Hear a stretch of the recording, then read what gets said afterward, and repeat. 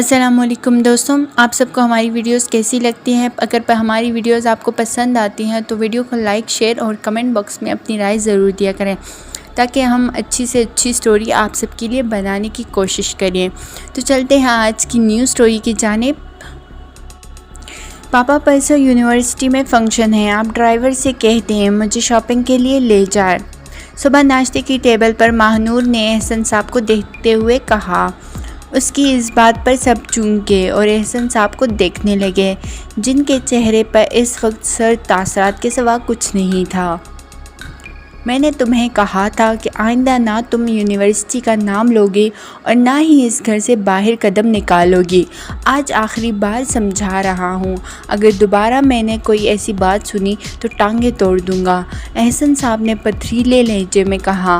اور میں نے بھی آپ سے کہا تھا کہ میں یونیورسٹی بھی جاؤں گی اور وہی کروں گی جو میرا دل کرے گا، آپ یا کوئی اور مجھے نہیں روک سکتے ہو۔ ماہنور نے ضدی لہجے میں کہا۔ سمجھاؤ اسے ورنہ وہ حال کروں گا کہ لوگ عبرت حاصل کریں گے اس سے، احسن صاحب نے ماریہ بیگم کو کہا۔ آپ سب مجھے جتنا مرضی سمجھا لیں مگر میں نہ سمجھنا چاہتی ہوں اور نہ مجھے سمجھنے کی ضرورت ہے، ماہنور نے ضدی لہجے میں کہا اور اٹھ کر اپنے کمرے کی طرف گئی۔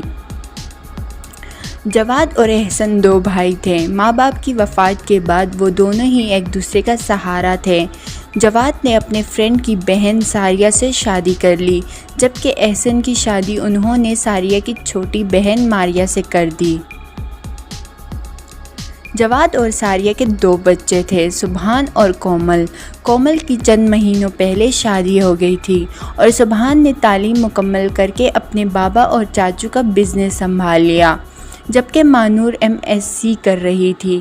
ماہنور کو اپنا کلاس فیلو خالد پسند آیا تھا جو ایک غریب فیملی سے تعلق رکھتا تھا، ماں باپ کا اکلوتا بیٹا تھا، پارٹ ٹائم جاب کر کے اپنے تعلیمی اخراجات پوری کرتا تھا۔ اس محبت نے جہاں ماہنور کے دل کی دنیا تہ و بالا کر دی، وہاں خالد بھی اس کی چاہت میں دیوانہ ہو گیا تھا۔ دونوں کا اب ایک دوسرے کے بغیر گزارا نہیں ہوتا تھا۔ یونیورسٹی کے بعد فون پر رابطہ رہتا، مہینے میں ایک بار کہیں باہر بھی ملنے جاتے، دونوں ایک دوسرے کی چاہت میں دیوانے تھے۔ نہ جانے ان کا یہ پیار اور ملنے ملانے کا سلسلہ کب تک جاری رہتا اگر احسن صاحب انہیں نہ دیکھ لیتے۔ احسن صاحب اپنے کسی دوست سے ملنے گئے تھے، واپسی میں پارک کے سامنے گزرتے ہوئے ان کی آنکھوں نے وہ منظر دیکھ لیا۔ انہوں نے ماہنور کو خالد کے ساتھ بائک پر بیٹھتے ہوئے دیکھ لیا تھا۔ اس کے بعد کس طرح وہ گھر پہنچے یہ صرف ان کا دل جانتا تھا۔ یا اللہ، کہاں سے آ رہی ہو تم اس وقت؟ احسن صاحب کی آواز پہ ماہنور کے چلتے قدموں کو بریک لگ گئی۔ وہ پاپا، میں اپنے فرینڈ سے ملنے گئی تھی، امی کو بتایا تھا۔ فرینڈ کے گھر یا ہماری عزت کا جنازہ نکال رہی تھی؟ کون تھا وہ؟ مجھے صرف سچ سننا ہے، احسن صاحب نے غصے سے کہا۔ پاپا، آپ کو کوئی غلط فہمی ہوئی ہے۔ ماہنور، میری آنکھیں مجھے کبھی دھوکہ نہیں دے سکتی، سچ سچ بتاؤ۔ احسن صاحب کی بات پر لاؤنج میں قدم رکھتا سبحان ٹھٹک کر رک گیا۔ اب چپ کیوں کھڑی ہو؟ جواب دو مجھے۔ احسن صاحب غصے سے پھٹ پڑے۔ چاچو پلیز، آرام سے پلیز۔ سبحان نے آگے بڑھ کے احسن صاحب کو صوفے پر بٹھایا۔ نور بتاؤ کیا ہوا ہے؟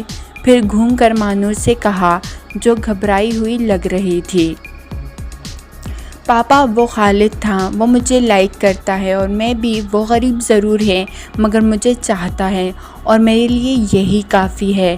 شادی کروں گی تو صرف اسی سے، ورنہ کبھی بھی نہیں کروں گی۔ ماہنور میں نہ جانے اتنی ہمت کہاں سے آ گئی کہ وہ احسن صاحب کی آنکھوں میں آنکھیں ڈال کر اپنی بات کر گئی مگر پھر وہاں رکی نہیں، تیز تیز قدموں سے اپنے کمرے کی طرف گئی۔ اس 2 ٹکے کی لڑکے کی اتنی ہمت کہ میری پھول جیسی بیٹی کو پسند کرے، چھوڑوں گا نہیں اسے۔ احسن صاحب کا بس نہیں چل رہا تھا کہ خالد کو جان سے مار دے۔ چاچو، آپ غصہ نہ کریں، ہم سب اسے سمجھا دیں گے، پلیز، آپ کی طبیعت خراب ہو جائے گی۔ سبحان نے انہیں ٹھنڈا کرنے کی کوشش کی مگر وہ کسی صورت ماہنور کو معاف کرنے پر تیار نہ تھے۔ ایسا غصہ نہ کرو میرے بھائی، ہم اسے سمجھا دیں گے، اپنی بیٹی کی شادی دھوم دھام سے اپنے ہم پلا لوگوں میں کریں گے، تم ٹینشن نہ لو، جواد نے اسے سمجھاتے ہوئے کہا۔ اور پھر سب نے اپنی کوششیں کر کے دیکھی مگر ماہنور کی نہ ہاں میں نہ بدلی۔ سب سمجھا کے تھک گئے مگر وہ ٹس سے مس نہ ہوئی، اس لیے احسن صاحب کی طرف سے اس پر یونیورسٹی جانے پر پابندی لگ گئی، موبائل بھی لے لیا۔ ساری پابندیاں بھی ماہنور کو کوئی اثر نہ کر سکی، بلکہ ان دوریوں نے تو اسے اور خالد کو اور قریب کیا تھا۔ سبحان سب دیکھ کر کڑکتا رہتا مگر اس کے بس میں کچھ بھی نہیں تھا۔ ہوش سنبھالتے ہی وہ ماہنور کو چاہنے لگا تھا، وہ اسے کتنا چاہتا تھا، اسے کاش وہ یہ بات اسے کچھ عرصے پہلے بتا دیتا تو یہ سب کچھ نہ ہوتا، مگر وہ تو مناسب وقت کا انتظار کر رہا تھا۔ یہ تقدیر نے کیا کھیل کھیلا، نہ وہ اسے پا سکتا ہے اور نہ ہی کھونے کا حوصلہ ہے، لیکن ماہنور کو اس کی آنکھوں میں اپنے لیے محبت نظر کیوں نہ آ سکی؟ کیا اس کا پیار، اس کے جذبے اتنے بے مول تھے کہ ماہنور نے کبھی محسوس ہی نہیں کیا؟ اب کیا کرے وہ؟ نہ ماہنور کچھ سننے کو تیار تھی اور نہ ہی گھر والے، ایسے میں وہ اکیلا ہی دونوں محاذوں پر لڑ رہا تھا، لیکن اسے ایک آخری کوشش کر لینی چاہیے۔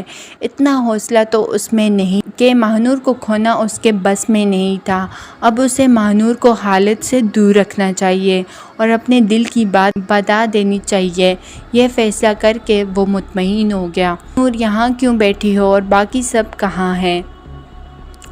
وہ ابھی آفس سے آیا تھا۔ گھر میں ہر طرف خاموشی کا راج تھا۔ ڈائننگ روم میں پہنچ کر سامنے صوفے پر بیٹھی ماہنور کی طرف آیا، قریب پہنچ کر اسے حیرت کا جھٹکا لگا تھا۔ ماہنور کی آنکھوں سے آنسو رواں تھے اور وہ غم کی تصویر بنی بیٹھی تھی۔ سبحان نے تعصب سے اسے دیکھا اور اس کے کندھے پر ہاتھ رکھ دیا۔ نور پلیز مت رویا کرو، سب ٹھیک ہو جائے گا۔ اس کا اتنا کہنا تھا کہ وہ زاروں قطار رونے لگی۔ پلیز سبحان، آپ تو میری مدد کریں، آپ نے ہمیشہ میرا ساتھ دیا ہے، پلیز اب بھی میرا ساتھ دیں، مجھے خالد چاہیے۔ پلیز سبحان، آپ کو خدا کا واسطہ ہے، میری مدد کریں، میں اس کے بنا مر جاؤں گی، مجھے میری محبت دلا دیں۔ وہ سبحان کے ہاتھ تھامے تڑپ تڑپ کر روتی رہی۔ تم پلیز مت رو، میں چاچو سے بات کرتا ہوں، مجھ پر بھروسہ رکھو، شاباش، میں تمہارے ساتھ ہوں، اب جاؤ اور منہ ہاتھ دھو لو، ٹینشن بالکل بھی نہیں لینی ہے، میں تمہیں اور خالد کو جدا نہیں ہونے دوں گا، یہ میرا وعدہ ہے تم سے۔ آخری بات کہتے ہوئے اس کے دل پہ کیا گزری، کاش وہ اسے بتا سکتا۔ ٹھیک ہے، لیکن آپ نے اپنا وعدہ پورا کرنا ہے، وہ دھیمے سے مسکراتے ہوئے بولی۔ اچھا، گھر والے کہاں ہیں؟ کوئی نظر نہیں آ رہا؟ سبحان نے ارد گرد نگاہ دوڑاتے ہوئے کہا۔ وہ سب تایا ابو کے دوست کے بیٹے کی شادی میں گئے ہیں، ماہنور نے بتایا۔ اور تم کیوں نہیں گئی؟ سبحان نے پوچھا۔ ایسے ہی دل نہیں کر رہا تھا، ماہنور نے جواب دیتے ہوئے کہا۔ اچھا ٹھیک ہے، میں اپنے روم میں جا رہا ہوں، ڈسٹرب نہیں کرنا، سبحان نے اوپر کی طرف جاتے ہوئے کہا۔ کمرے میں آ کر اوندھے منہ بیڈ پر لیٹ کر وہ بچوں کی طرح پھوٹ پھوٹ کر رونے لگا۔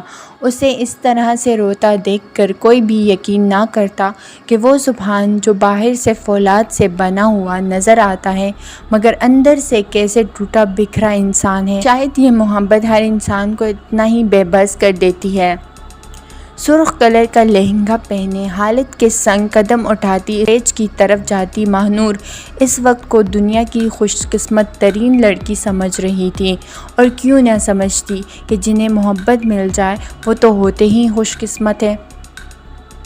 ہنسی اس کے لبوں سے چپک کر رہ گئی تھی، چاہے جانے کے احساس نے ایک انوکھی سی چمک اس کے چہرے پر پیدا کر دی تھی۔ احسن صاحب، جواد صاحب، ماریہ، ساریہ، غز کے سب اسے خوش دیکھ کر مطمئن ہو گئے۔ احسن صاحب مان نہیں رہے مگر سبحان نے انہیں منا ہی لیا تھا۔ اسے رخصت کرنے کے بعد سب اپنے اپنے کمروں میں آرام کرنے چلے گئے تھے۔ لون کے ایک نیم تاریک گوشے میں بیٹھا سبحان اپنی محبت کے بچھڑ جانے پر ماتم کناں تھا۔ کس دل سے اس نے مانور کو رخصت کیا تھا، کیسے سب کو منایا تھا، یہ صرف اس کا دل جانتا تھا۔